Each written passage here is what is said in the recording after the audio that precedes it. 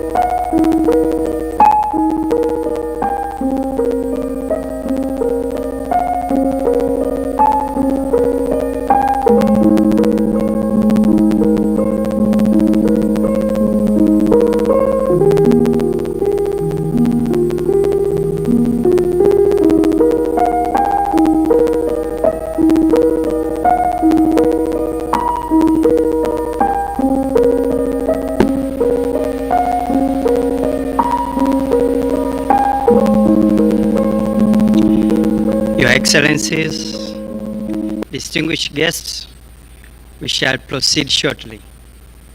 Thank you.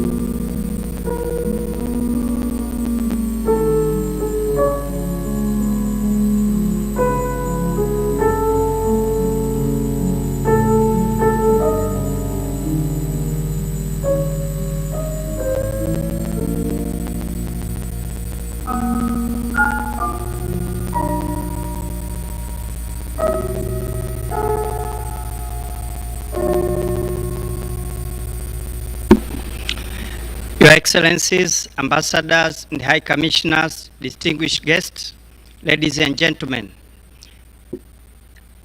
Her Excellency Dr. Samia Suluhu Hassan, President of the United Republic of Tanzania, is arriving. May we kindly rise?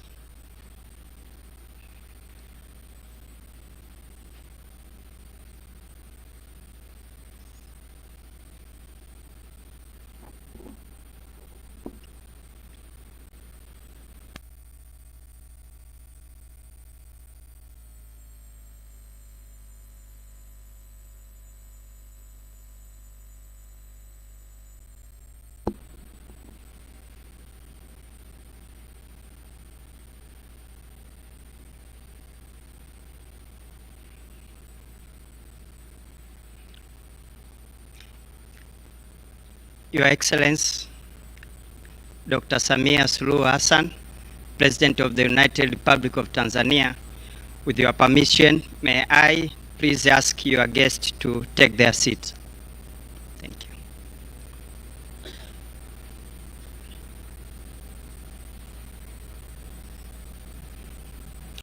Your Excellency, Dr. Samia Suluhu Hassan, President of the United Republic of Tanzania, Honorable Ambassador Mahmoud Thabit Kombo, Minister for Foreign Affairs and East African Cooperation, Honorable Ngwalu Jumane Magembe, and Honorable James Kinyasi Milia, Deputy Ministers for Foreign Affairs and East African Community, respectively, Permanent Secretaries and Deputy Permanent Secretary of the Ministry of Foreign Affairs and East African Cooperation, Ambassador Yusuf Mdolwa, Chief of Protocol, Your Excellency Dr. Mahmoud Ahmada Al-Badawi Mohamed Faki, Ambassador of the Union of Comoros and Dean of the Diplomatic Corps, Excellencies, Ambassadors and the High Commissioners, Heads of Diplomatic Missions,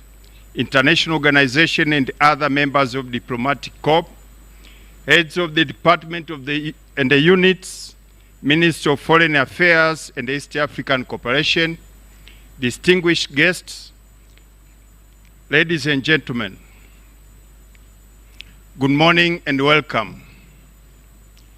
It is my great honor and pleasure to host you this morning here in our beautiful capital city of Dodoma, our political heart. A city that continues to grow not only as a constitutional capital of Tanzania, but also as a center of dialogue, diplomacy, and shared purpose. That this gathering takes place in Dodoma for the first time is not accidental. It reflects how the center of governance, dialogue, and the partnership has firmly taken root here. On behalf of Our Excellency Dr. Samia Suluhu Hassan, President of the United Republic of Tanzania, I warmly welcome you all. Karibuni sana and feel at home. It is now my honor to invite our first speaker to offer brief welcoming remarks. Please join me in welcoming Honorable Ambassador Mahmoud Thabit Kombo, Minister for Foreign Affairs and East African Cooperation.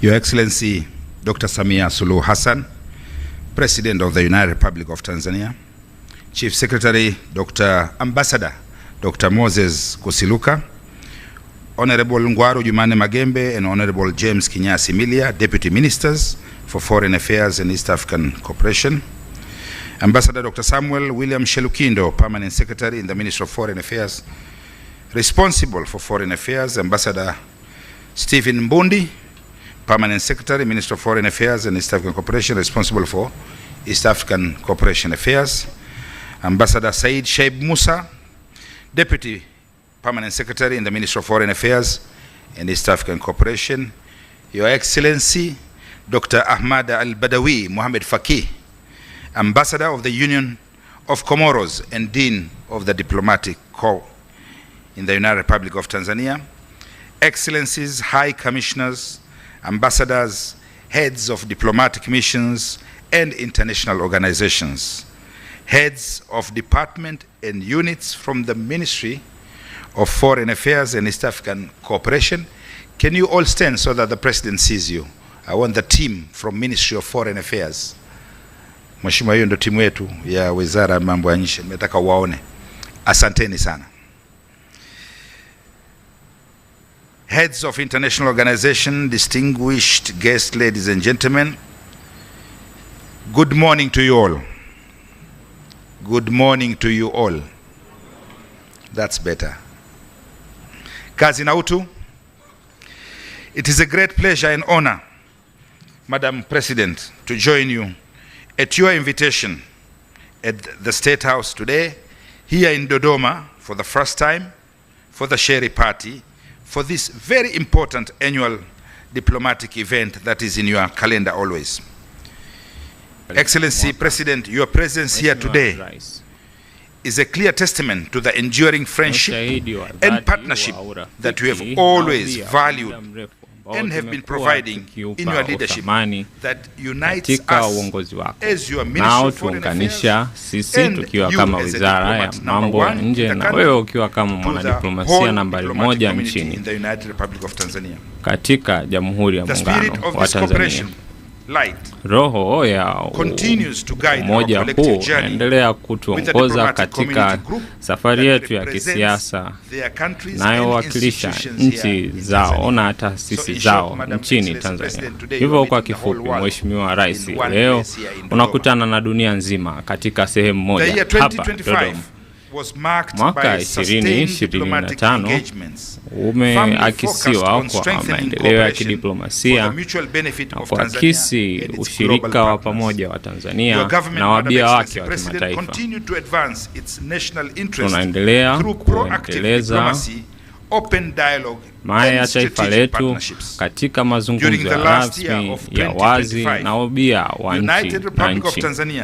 Mwaka 2025, Jamhuri ya Muungano wa Tanzania ilikita mizizi yake katika mahusiano kuendana na sera mpya ya mambo ya nje na vipaumbele vyake. Hivi viliwekwa wazi vikipewa msisitizo katika diplomasia ya uchumi, non-aligned standing and development cooperation. These efforts, Your Excellency, were guided by you, Madam President, and your visionary leadership, whose commitment to constructive international open dialogue and engagement continues to elevate United Republic of Tanzania's position regionally, continentally, and globally. We congratulate you, Madam President, for that. Your Excellency, Madam President, reflecting on the year 2025 more broadly, I was accorded the rare privilege and great honor to continue serving as your Minister for Foreign Affairs and East African Cooperation during your second term administration.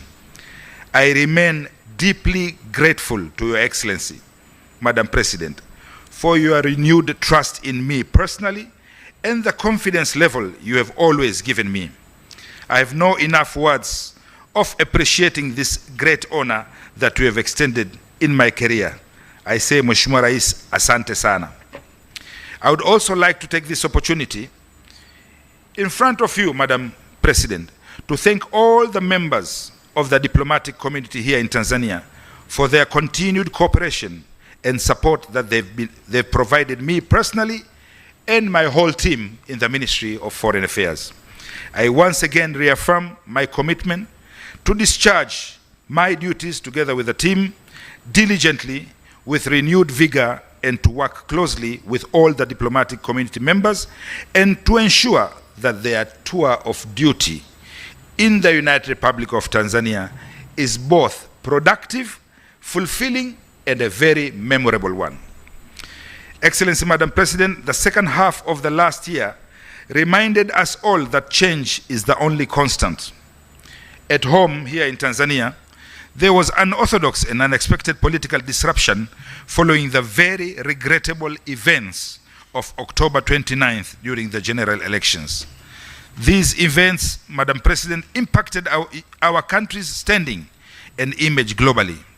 Here at home, we witnessed riots and attacks in both public and private properties, including sad moment of loss of lives. And while abroad, we witnessed disturbing developments of increased polarization, diminishing multilateralism, funding cuts, and global economic uncertainty. Our foreign policy and our Tanzanian diplomacy were put to the test for the first time in our history since independence 64 years ago. Madam Excellency President, upon my appointment as your foreign minister, I received many calls and written messages of encouragement and solidarity from many of our close friends and allies. Some included concerns too, while others asked what happened to Tanzania, a known cradle of peace for the last 64 years in the region since its independence. Others submitted their messages through diplomatic channels to you, Your Excellency, while some, unfortunately, through inappropriate platforms and spaces. I shared with you, Excellency, Madam President, as diplomat number one, each message that we received. For me and my team in the ministry, every message mattered. Every voice was heard and acted upon. All we required, as you said previously, was space of time interval to address each one of them appropriately and respond to it accordingly. On the 28th November, you instructed me for the first time to meet with all the excellencies around this room in order to explain the same to them. That was my first meeting as the new minister in this term. With your able wisdom, Madam Excellency President, and guidance, and upon your instructions and directives, I actively and extensively reached out to all and engaged capitals, allies, majesties, and friends who all welcomed your message with open arms and hearts through the special envoy. Madam Excellency President, to those who needed more clarification, I provided it and shared our narrative. With those narratives, where those narratives differed from ours, I gave them a detailed explanation with supporting evidences. Finally, we were well understood as a nation, and the United Nations agreed to provide space for healing and recovery via your inquiry commission, which I clearly explained to be followed by reconciliation through Your Excellency, Madam President, strengthened for our practical approach, which you clearly mentioned in your speech during the launch of Inquiry Commission, who also met this diplomatic community present here today. Madam President, I also registered our concerns with those whose conduct was inconsistent with our playbook, the Vienna Convention on Diplomatic Relations of 1961, and fell short of long-standing diplomatic traditions and decorum. These too were well noted and received with a feedback provided to you, Excellency. No opportunity was lost and no avenue spared, whether it was a telemeeting with Commonwealth ministers, virtually or bilateral visits, or in the margins of other international conferences. I reached out with your instructions with the same message, Your Excellency, that there is a return to normalcy in Tanzania and the lives of Tanzanians, and that our government is taking bold measures to fix what was tested but not broken. The message was very loud and clear that we stand stronger as a nation, united in our healing process and unified in our recovery. Madam Excellency President, I commend Your Excellency's leadership, consistency, and clarity in your message throughout my journey, which I went around to meet different leaders to deliver this message. We managed to navigate the complexity under your leadership and endured difficulties and sustained momentum. We echo your promise of never shying away from any engagement, and let's have an open dialogue with respect, but in ways and manners that respect our political space, our mutual interests, our dignity, heshima yetu, our values, traditions, and culture. This is consistent with the pillars and principles of our Constitution and foreign policy of the United Republic of Tanzania. That is what makes us Tanzanians, a unique identity that we pride ourselves globally. It would be a remiss for me, Excellency Madam President, not to mention a level of goodwill with Tanzania with the same message globally. To them we say asanteni sana waheshimiwa mabalozi 50 mnaowakilisha Tanzania nje ya nchi katika ulimwengu mzima. As we move forward into 2026, the Ministry of Foreign Affairs and East African Cooperation remains steadfast in its commitment to strengthening strategic partnership, promoting Tanzania's interest, and contributing to the regional and global peace and development. Excellency, Madam President, as stated earlier, my role was merely to set a stage and welcome you. But before I welcome you, I would like now to welcome the Dean of all ambassadors and high commissioners here in United Republic of Tanzania. So, Mheshimiwa Dean, karibu sana.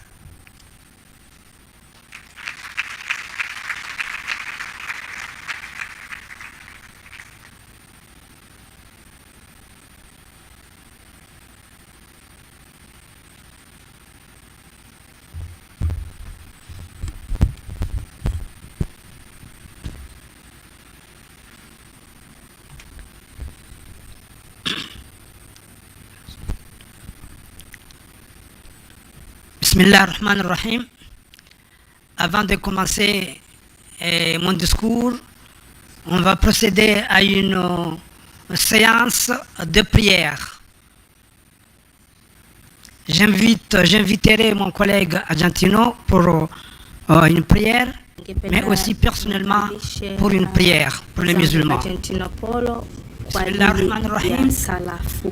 Allahumma inna fi man hadayt وعافنا فيمن عافيت وتولنا فيمن توليت وبارك لنا من الخير فيما أعطيت وقنا يا ربي شر ما قضيت. اللهم احفظ هذه الدولة خصوصا دكتور سامية سلوه حسن ووزير الخارجية محمود ثابت كومبو وكل دولة تنزانيا. اللهم احفظنا واجعلنا مطمئنا قلوبنا في هذه البلد الميمون. الحمد لله رب العالمين. Argentino is here.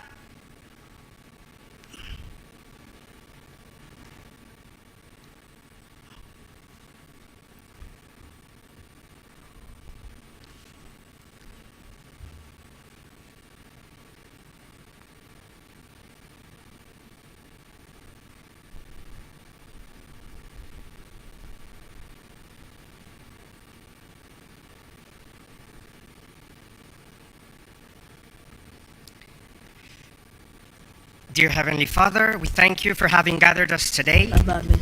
With grateful hearts, we give you thanks for the year we have concluded, for its challenges, its achievements, and for the lessons learned. As we begin this new year, we humbly ask you to enlighten, guide, and protect us, so that our service may always be inspired by wisdom, integrity, and a sincere desire for the common good. We pray that all our countries may continue to grow in friendship and good relations with the United Republic of Tanzania, fostering cooperation, mutual respect, and peace among nations. And we commend, Heavenly Father, to your loving care, the President, Dr. Samia Suluhu Hassan. May you bless her, grant her strength, and perseverance, and guide her along the path of reconciliation and unity, so that Tanzania may continue to flourish in peace, justice, and harmony. We ask this through Jesus Christ, our Lord. Amen.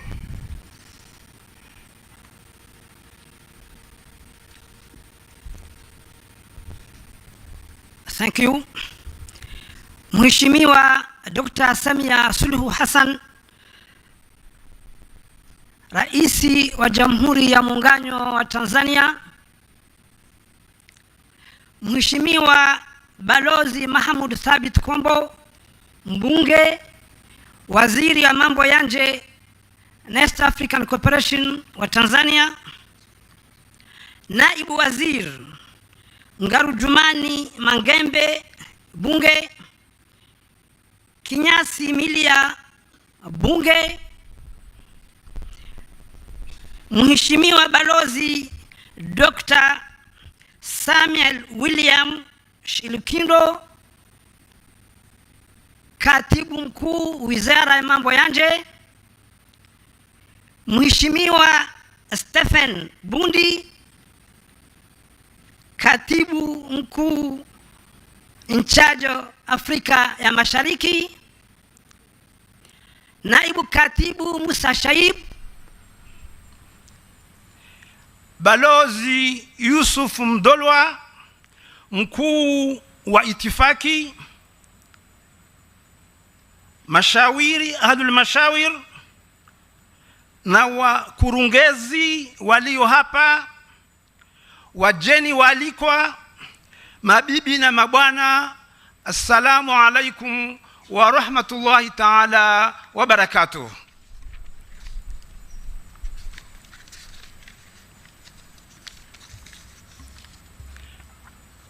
Excellence, Madame la Présidente, c'est pour moi un réel plaisir de m'adresser à vous, Excellence, au nom de l'ensemble de la communauté diplomatique accréditée en République unie de Tanzanie, à l'occasion de la cérémonie annuelle de présentation de vœux du Nouvel An 2026. Cette rencontre constitue un moment privilégié de réflexion, de partage, placé sous le signe de l'amitié, de l'ouverture, de l'engagement mutuel, du respect, et qui caractérise vos relations avec la communauté diplomatique. Tukiwa tunaendana na namna ambavyo umefahamika katika ushirika wa mabalozi hawa, na naomba niruhusu Mheshimiwa Rais Dr. Samia Suluhu Hassan niweze kusema ya kwamba ninakushukuru wewe binafsi pamoja na watu wa Tanzania kwa ajili ya ukarimu wao, kwa ajili ya unyenyekevu wao na wazi wao, na umoja huu na ushirikiano huu ndo unaofanya tuweze kuendelea kushirikiana. Na pia ningependa kwa niaba ya mabalozi kukupongeza kutokana na kuweza kushinda kuendelea na uongozi wako kwa awamu ya pili, na tunaendelea kuwa na dhamira ya dhati kuendelea kufanya kazi kwa karibu na watu wa Tanzania, na pia tukiheshimu nchi ya Tanzania na maono ya ile dira ya 2050. Tanzania ina nafasi ya kipekee sana katika bara la Afrika na huu ukanda wa Afrika Mashariki na duniani kwa ujumla, na inafahamika kama nchi ya amani, kama nchi ya umoja na utulivu, na pia daraja la biashara, na ni taifa ambalo sauti yake ina nguvu hata ya kimaadili katika umoja na kadhalika.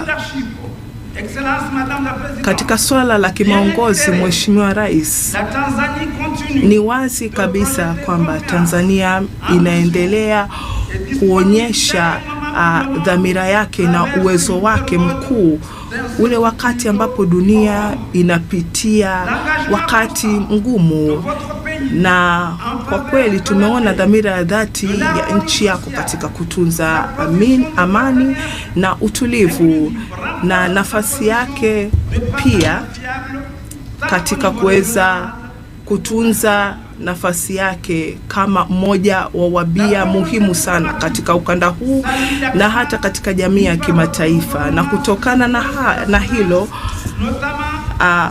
sisi kama balozi na wawakilishi wa mabalozi tunatambua hiyo nafasi, na kupitia sekta mbalimbali kama utalii, kama kilimo na kadhalika, mambo ya tehama,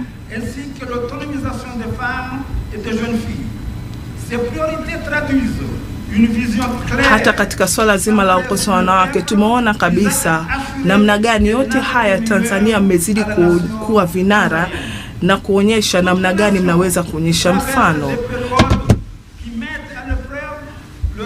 Na unajua mataifa mengi waga yanapitia kipindi cha jaribiwa kama hiki, kwa hiyo kitu ambacho kinatofautisha yale mataifa yenye nguvu ni ule uwezo wa kushinda nyakati kama hizi na kuweza kuzishinda kupitia majadiliano na kuweza kuwa na dhamira dhati ya kuweza kusonga mbele.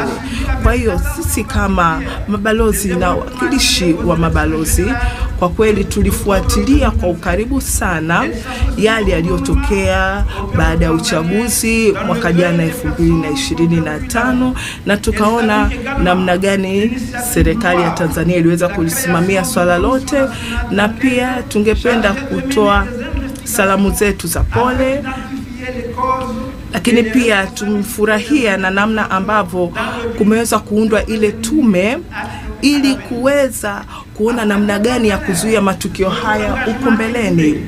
Kwa hiyo sisi kama wabia ambao tunashirikiana na tunaheshimiana,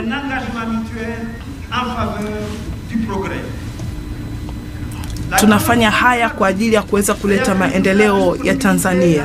Kwa hiyo tunatangaza kwamba tutaendelea kufanya kazi kwa karibu na serikali ya Tanzania kupitia kuendelea kwa majadiliano na kuendelea kuwa na ushirikiano mkubwa, tukiendelea kusimamia filosofia ambazo hata wewe kama Mheshimiwa Rais unaendelea kuzisimamia.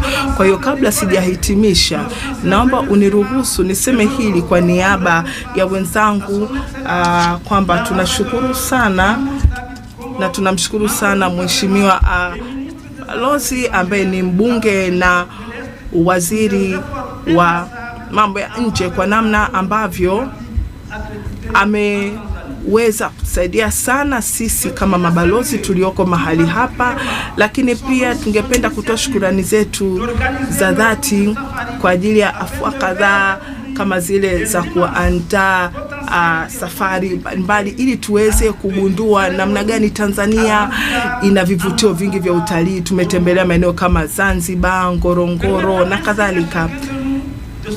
Na pia niruhusu hilo tukio lilituwezesha pia kuweza kugundua utajiri uliopo ndani ya Tanzania na pia kuweza kupeleka hiyo taarifa katika nchi zetu, na namna gani ametuonyesha kwamba yeye ni mzalendo ambaye kwa kweli anafanya kazi yake kwa kudhamiria kwa ajili ya kuendelea kujenga nchi yake. Kwa hiyo nasi pia tunaendelea kuahidi ya kwamba tutaendelea kufanya kazi kwa pamoja ili tuendelee kuwa na mwaka wenye matokeo mazuri, huu mwaka mpya 2026. Kwa hiyo mmoja wa mabalozi ungependa pia hakikishia Mheshimiwa Rais ya kwamba wewe pamoja na watu wa Tanzania, Mheshimiwa Rais, naomba pia uniruhusu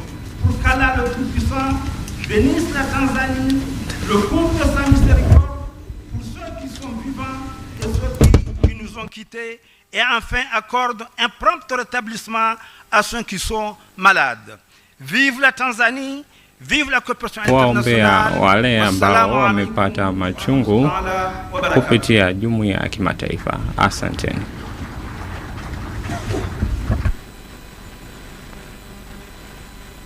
Thank you very much, Your Excellency, for those warm and thoughtful remarks. Ninakushukuru sana Mheshimiwa Balozi kwa hotuba yako hiyo fupi. Mheshimiwa Rais, kumradhi kwa kuruka waheshimiwa kadha katika serikali yako. Also Ambassador Dr. Moses Kusiluka, Chief Secretary, and Mr. Majula Maendeka, Permanent Secretary in State House. Once again, Your Excellency, it is now my pleasure to invite Honorable Ambassador Mahmoud Thabit Kombo to welcome Her Excellency Dr. Samia Suluhu Hassan, President of the United Republic of Tanzania, to deliver her address.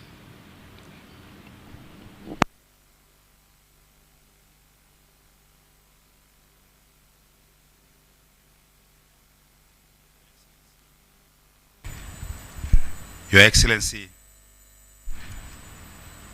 Dr. Samia Suluhu Hassan, President of the United Republic of Tanzania.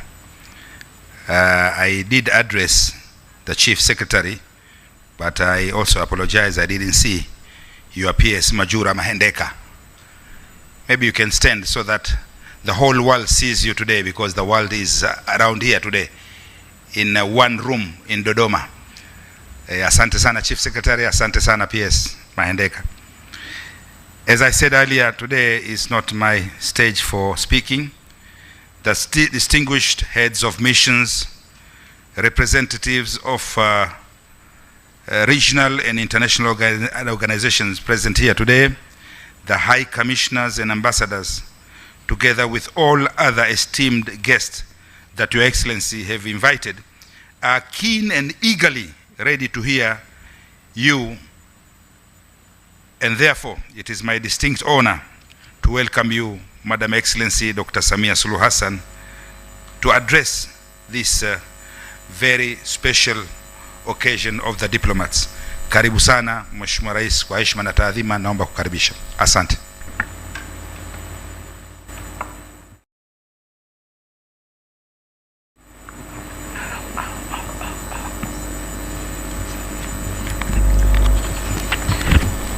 May we please take our seats.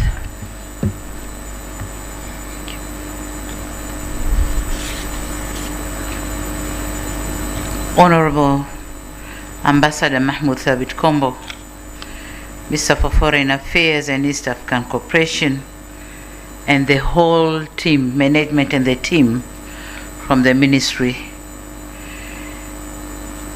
Ambassador Dr. Kusiluka, the Chief Secretary of the government, Principal Secretary, the President's Office, Majura Mahendeka, Excellencies, Your Excellency Dr. Ahmad Al-Badawi Mohamed Faki, Ambassador of the Union of Comoros and the Dean of the Diplomatic Corps, Excellencies, Heads of Diplomatic Missions and international organizations, and other members of the Diplomatic Corps, distinguished guests, members of the press, ladies and gentlemen, good morning. Excellencies, in the spirit of friendship, allow me to once again welcome you to the State House here in Chamwino, Dodoma, to our annual diplomatic gathering. I'm not sure if this time we call it a sherry party or just a gathering. The first ever to be held here in our capital city. Thank you for honoring my invitation. And as we begin 2026, I extend my warmest wishes for the new year to you and the global leaders you present. I'm aware that there are high commissioners, ambassadors, and representatives of international organizations who have joined the diplomatic community since our last gathering.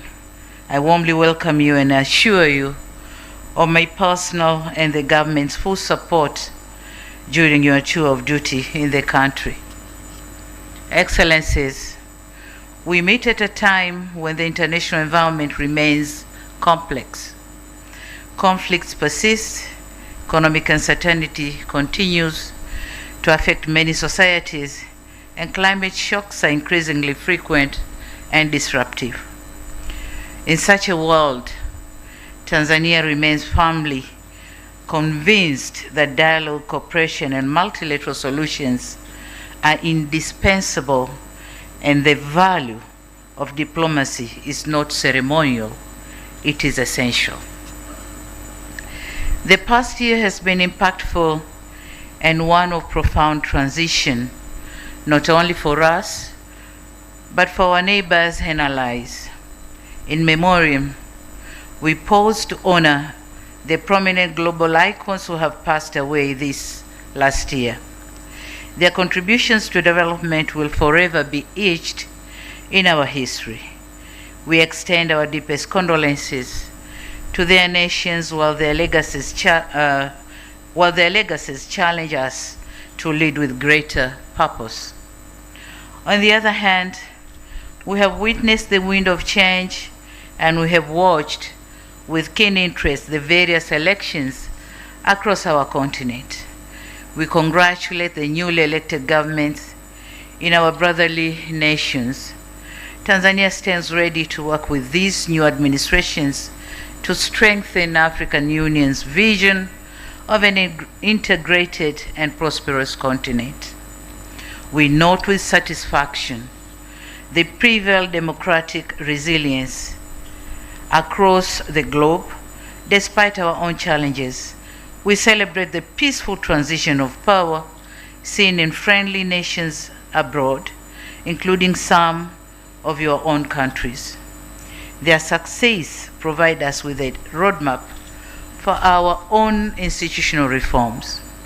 As you are aware, diplomacy is deeply rooted in mutual respect, and I wish to take this moment to extend my warmest congratulations to all nations celebrating their national days this month.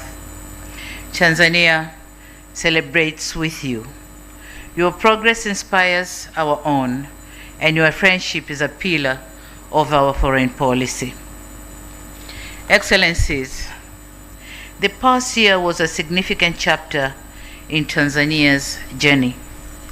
Economic diplomacy remained central to Tanzania's foreign policy, with government's efforts focused on attracting investment, strengthening public-private partnerships, and expanding priority sectors to drive economic growth, create employment, and promote inclusive development. My administration remains committed to further unlocking our economy by, among other things, empowering the private sector. Looking ahead, we'll pay particular attention to the blue and green economies, logistics, manufacturing, and digital landscape. Furthermore, we are eager to harness our extractive sector, including natural gas, iron, steel, and critical minerals, to drive national development. Excellencies, as you are aware, we successfully conducted our 7th democratic election, achieving a milestone with nearly 44% women representing in the National Assembly, and the election was solely financed through domestic resources.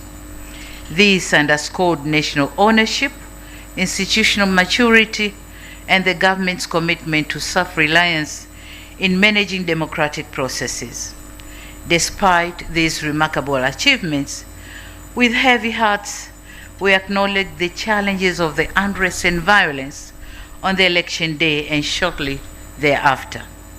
Our response was essential to maintain constitutional order and ensure safety of all citizens and diplomatic community. To our partners in the diplomatic community and the foreigners residing here in Tanzania, I express my sincere sympathy for the uncertainty, service disruption, and internet shutdowns you experienced. I assure you, we remain vigilant to ensure your safety and prevent any repeat of such experiences. Excellencies, democracy is a journey of growth. Every political system contains grievances. It is clear that there is no global formula for these unique challenges, and we must afford each other the space to learn and grow with humility. To those who send solidarity and congratulatory messages, we thank you. To those who didn't, we take note of your feedback too.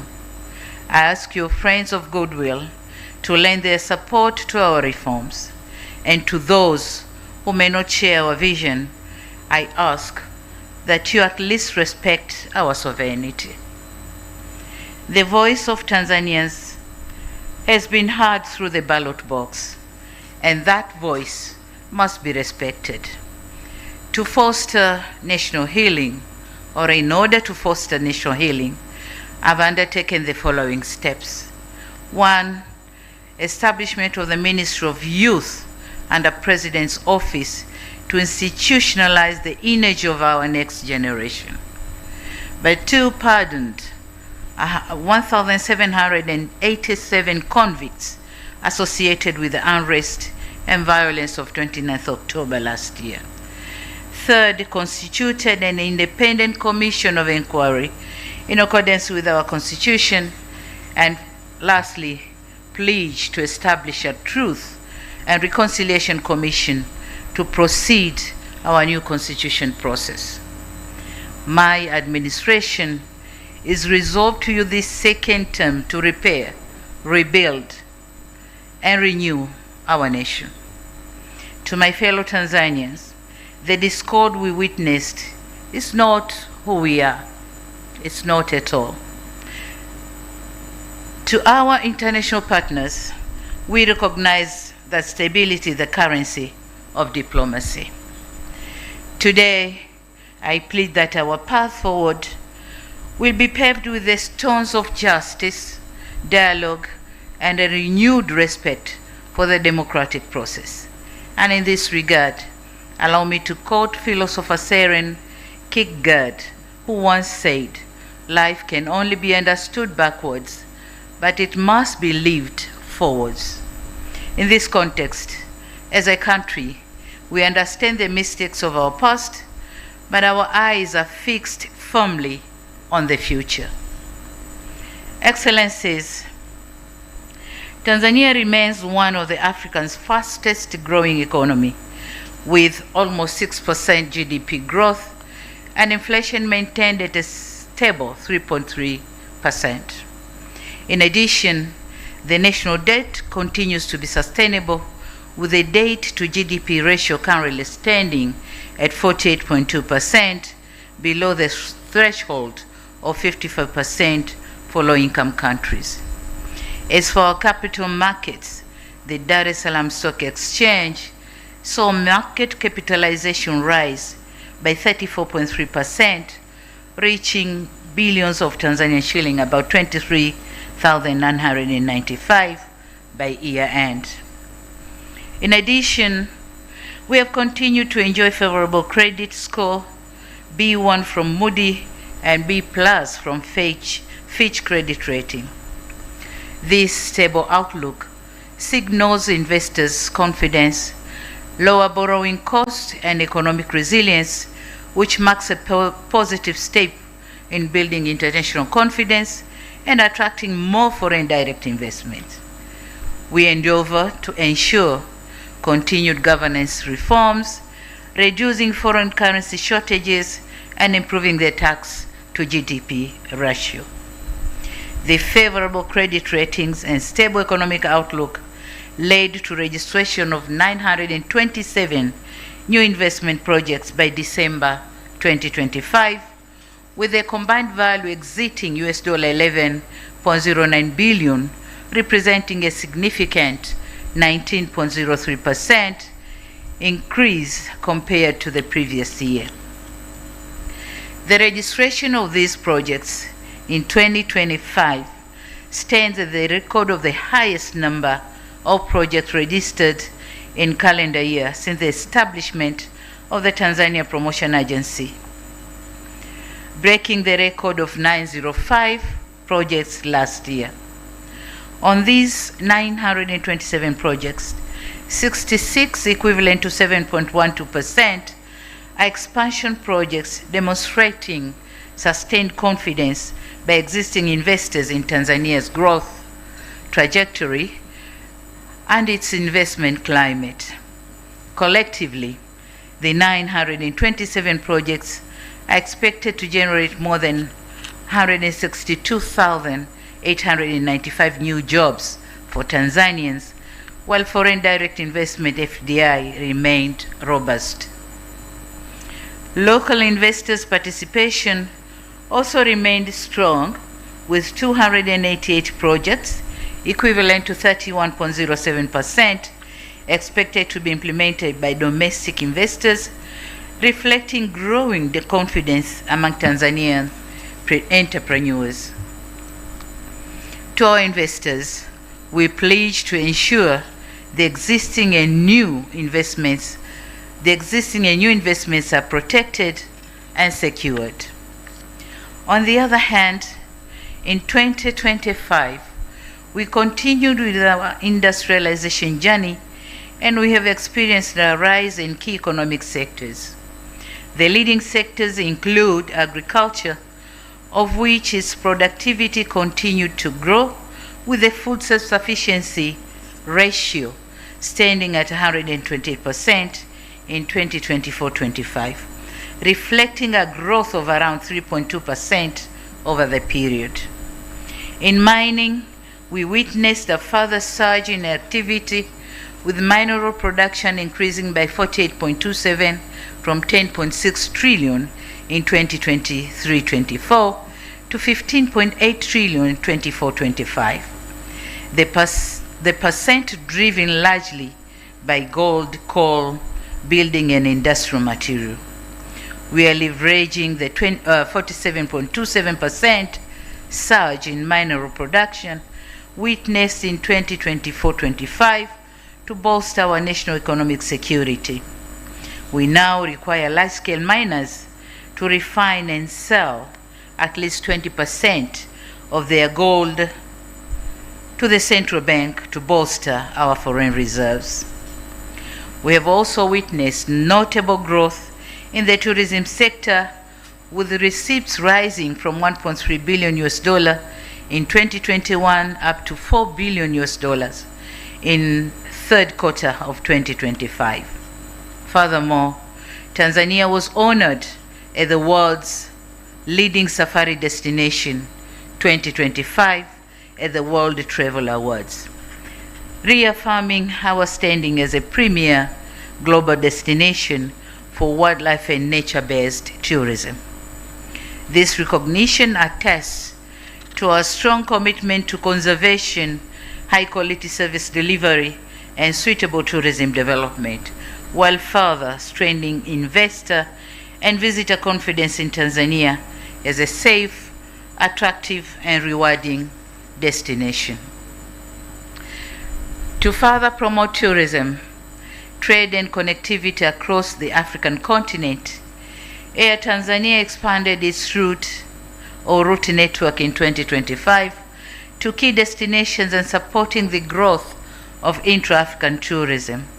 We remain focused on expanding our connectivity, accelerating infrastructure development, and diversifying tourism offerings as we position Tanzania as a regional hub for tourism, trade, and logistics in Africa.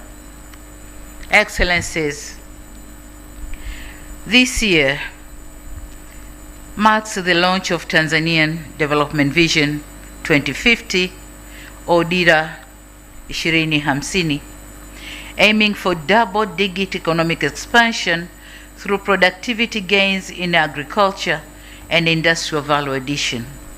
In this regard, we will also prioritize new economic frontiers by unlocking the blue economy, green economy, logistics, and digital landscape.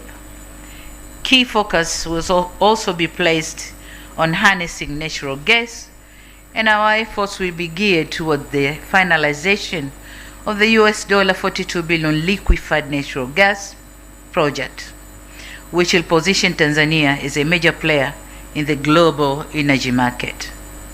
On the other hand, the country is building an enabling environment that will attract investment, innovation, and promote local value addition in the critical mineral sector. Our drive will be towards promoting responsible investment that power the technologies of tomorrow, support the global energy transition, industrial development, and ensure direct benefits for Tanzanians. We invite governments, private sector actors, and development agencies to come partner with us in this key sector. My government is committed to managing these resources responsibly, transparently, and inclusively.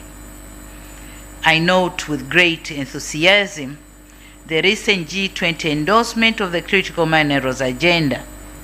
Tanzania fully supports this initiative and stands ready to engage actively with international partners to ensure that these resources contribute both global clean technologies and inclusive growth at home.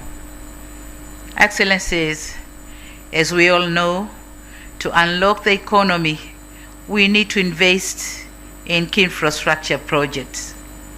Work is still going on to ensure completion of the standard gauge railway and the East African crude oil pipeline, which is set for completion in July 2026. The completion of Julius Nyerere hydropower plant and the operationalization of the SGR are not just engineering milestones, but engines of our new mineral economy. We are also putting a strong emphasis on value addition, export capacity, and job creation through the special economic zones by linking infrastructure and industrial ecosystems. Our message is clear. Tanzania is moving from exporting raw potential to exporting the value-added commodities. Within this strategy, ports and trade gateways play a critical role. Furthermore, we are advancing strategic projects, including Bagamoyo and its associated industrial ecosystem, not for prestige, but to unlock trade, industry, and competitiveness. Our infrastructure agenda is designed to serve Tanzania and the wider region as a platform for shared growth. Excellencies, as our economy diversifies and scales, human capital remains at the heart of our development strategy and the ultimate guarantee of our national resilience. Tanzania youth are the heartbeat of our 10% growth target. Vision 2050 has set a clear path to their prosperity. We moved beyond rhetorics by establishing the Ministry of Youth under my office, a strategic move to institutionalize their energy and directly integrate them into a $1 trillion economic vision. We now invite the international community to partner with us in transforming this youthful passion into skilled human capital, and that will drive our national transformation. We are cognizant of the fact that a competitive economy is impossible without a healthy workforce in building a dynamic and a healthy human capital. Tanzania fundamentally transitioning from a reliance on health aid toward a strategic focus on health investment. As a core pillar of our 2026 foreign policy, our vision for a $1 trillion economy is inseparable from our roll-out to universal health insurance and resilient medical infrastructure.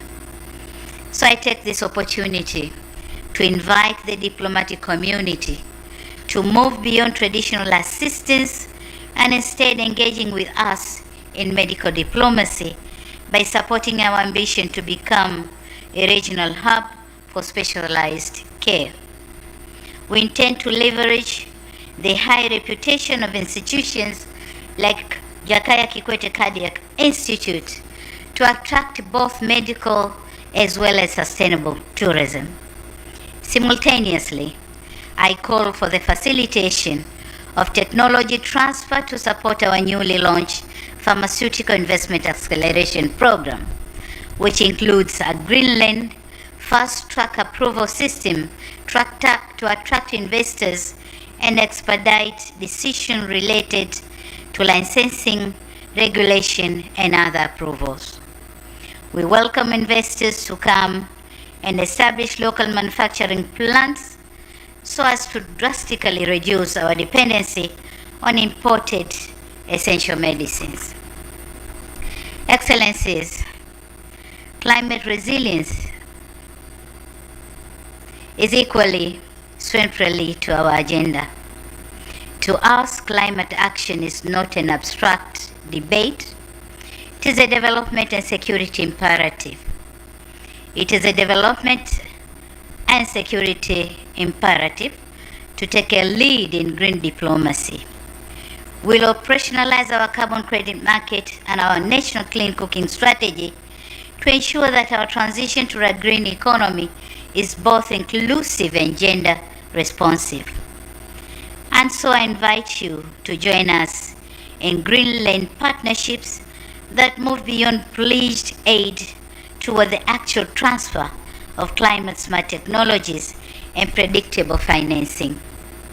Tanzania is ready to serve as a global carbon sink and a renewable energy hub, but this must be partnership of mutual respect that protects our sovereignty while safeguarding our planet for the future generations. Excellencies, I note with satisfaction the great strides made in our bilateral ties with our various countries in the year 2025.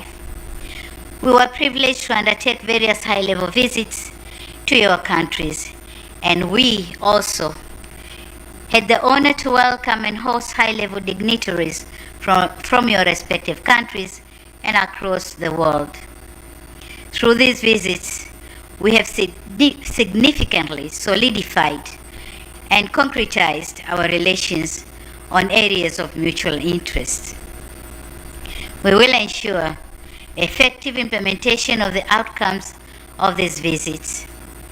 More areas of cooperation are expected to emerge through the joint permanent commissions and joint cooperation commissions and other joint platforms.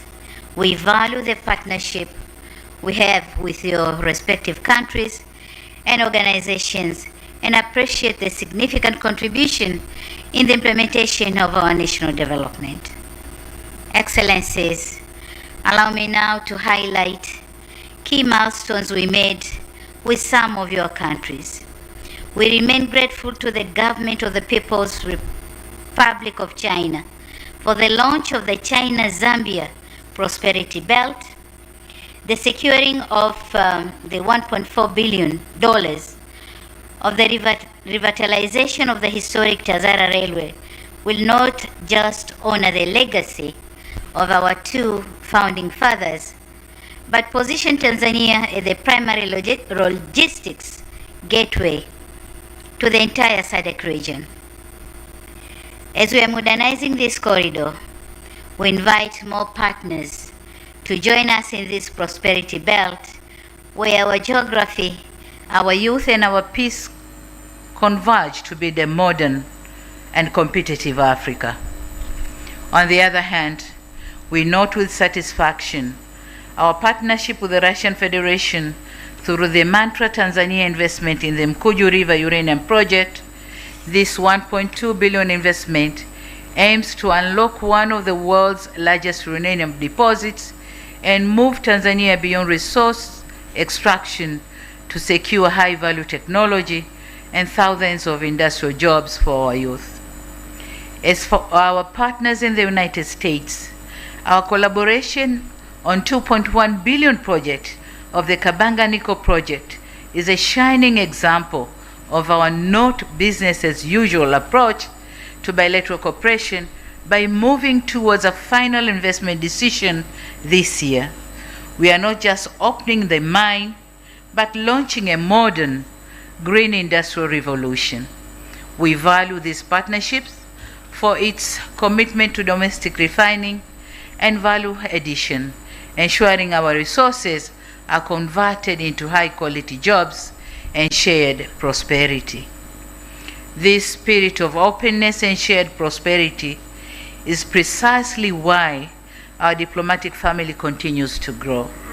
We warmly welcome the Slovak Republic and Republic of Hungary to the Tanzanian diplomatic community, as the opening of their full-fledged embassies in Dar es Salaam marks a significant milestone in our commitment to deepening economic diplomacy and expanding strategic partnership across European continent.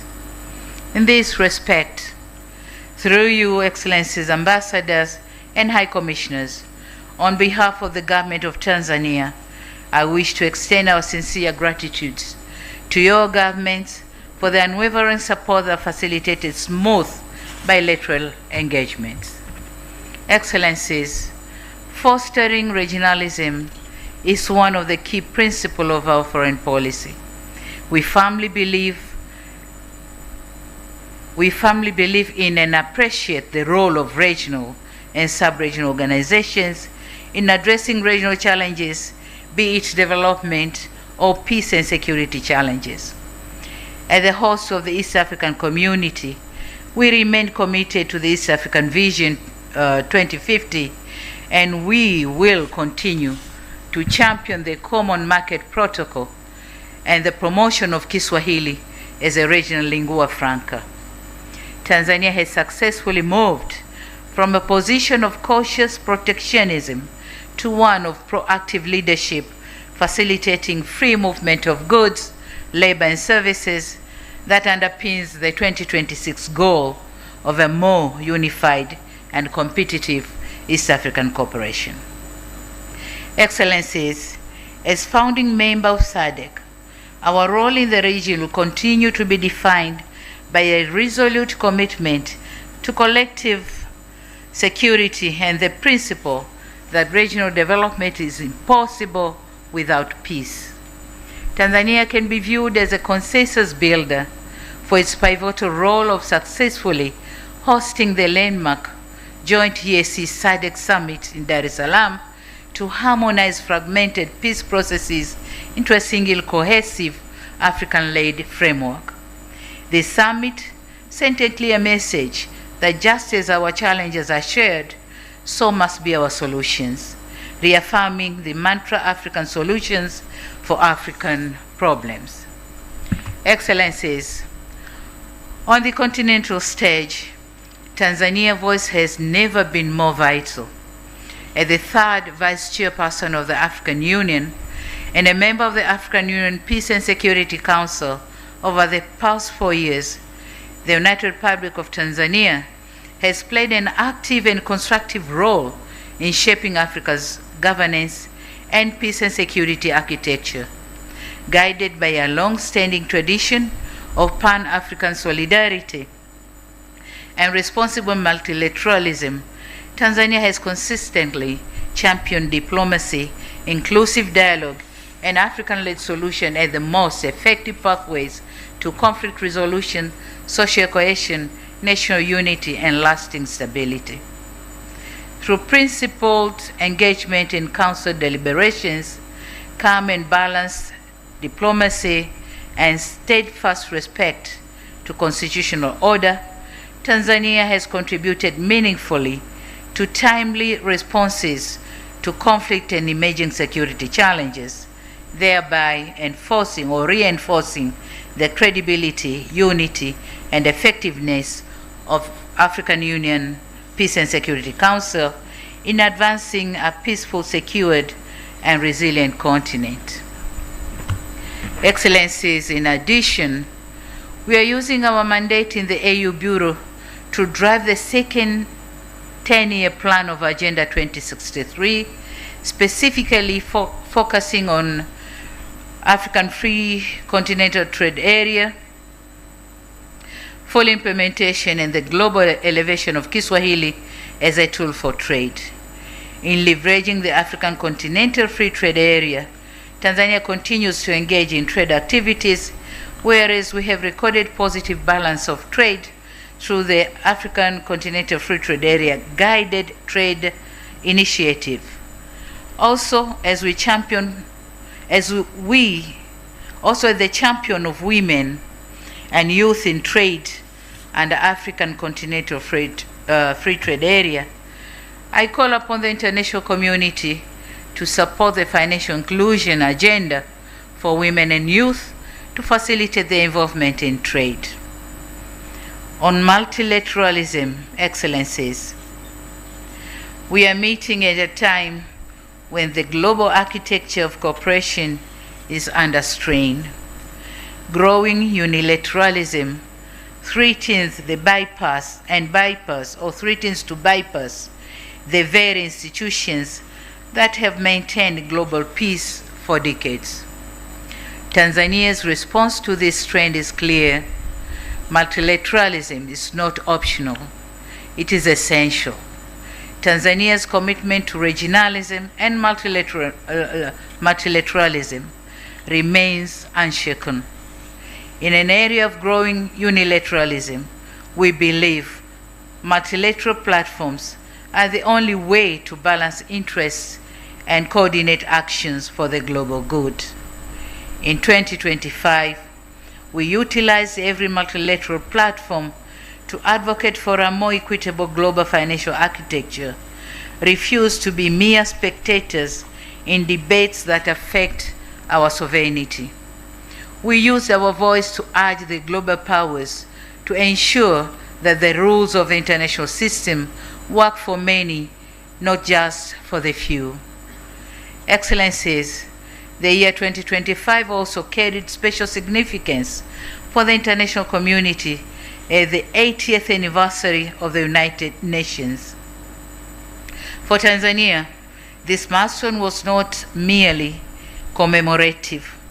It was an opportunity to reaffirm our enduring faith in multilateralism, international cooperation, and the founding principles of the United Nations.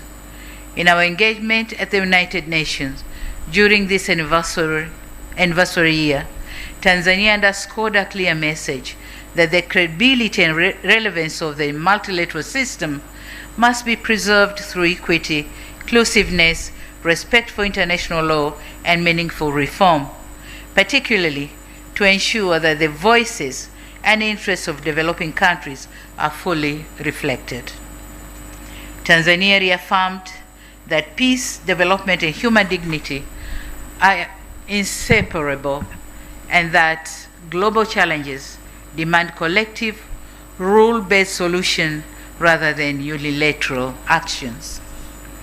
Excellencies, it is undeniable that Tanzania's outlook on the global scene in 2025 was both prospective and challenging. In the year 2026, our voice will be raised to offer solutions, and our efforts will be concerted to resolve challenges. We'll do so guided by our traditional tenets of promotion of peace and stability, good neighborliness, adherence to the principle of non-alignment, non-interference in domestic affairs of other countries, upholding human rights, including the rights to development, and promoting regionalism and multilateralism. Tanzania will therefore not seek to take sides in a divided world, but rather will seek to build bridges that will bring the world together. Our commitment is towards a world governed by law, not by force. Excellencies, it will be remiss of me if I do not appreciate the support rendered by your respective governments to various candidatures of Tanzania in different organizations whose elections was held in 2025. Moreover, in advancing our cultural diplomacy, Tanzania continues to champion the promotion of Kiswahili as a unifying language that connects peoples, culture, and economies across borders. A particularly historic milestone was reached last year with UNESCO's decision to recognize Kiswahili as one of the official languages of its General Conference. This decision of a profound importance, as it marks the very first time a language of African origin has been accorded such status as the organization's highest decision-making body. Thank you very much, UNESCO. In conclusion, Your Excellencies, Tanzania remains a friend for all. We are non-aligned but multi-engaged, bridging the global West concessional support or the global East infrastructure support. We seek sovereign. The United Republic of Tanzania is focusing on its future. We seek trade, not aid, technology transfer, not technical assistance. We welcome collaboration in de-risking projects through development financing institutions, export credit, blended finance, and risk insurance. We encourage deeper private sector linkages and strong people-to-people ties through education, skills partnership, and cultural cooperation. We are building a nation that has learned from its past and focusing on its future. I urge you to look beyond the headlines of the past months and see the structural reforms we are undertaking. Our doors are open, Our policy is clear, and our resolve is firm. Let us move from dialogue to delivery, and from shared intent to shared impact. Let us build together for global prosperity. I end my remarks as I began by wishing you, your families, staffs, governments, organizations, a happy and prosperous New Year 2026.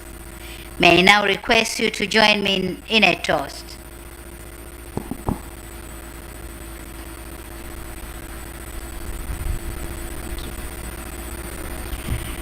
Let's toast for the continued peace and prosperity of the United Republic of Tanzania, for the strengthened friendship and cooperation between Tanzania and your countries and organizations, and for the continued well-being of all of us here present. Cheers, and a Happy New Year. Thank you very much. Asante sana. Coca-Cola.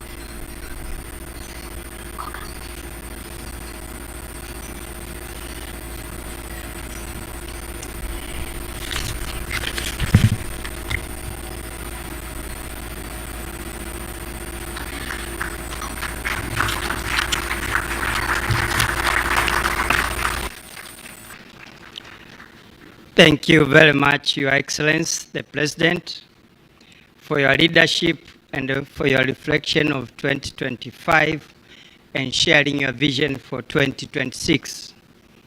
And specifically, you are resolved to use your second term to repair, rebuild, and renew our nation. This, Your Excellency, is truly living the saying that life can only be understood backwards, but it must be lived forward. And for that to happen, your call for partnership speaks volumes. That Tanzania remains a friend for all. Your Excellency, the President, we thank you. Your Excellencies, honorable guests, we will now move forward from formal remarks to a one-by-one greet Her Excellency the President session.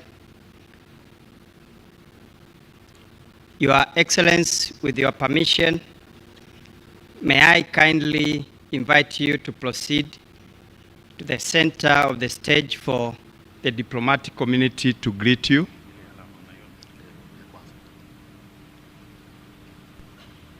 Thank you, Your Excellency. Your Excellencies, we kindly request that we keep it brief.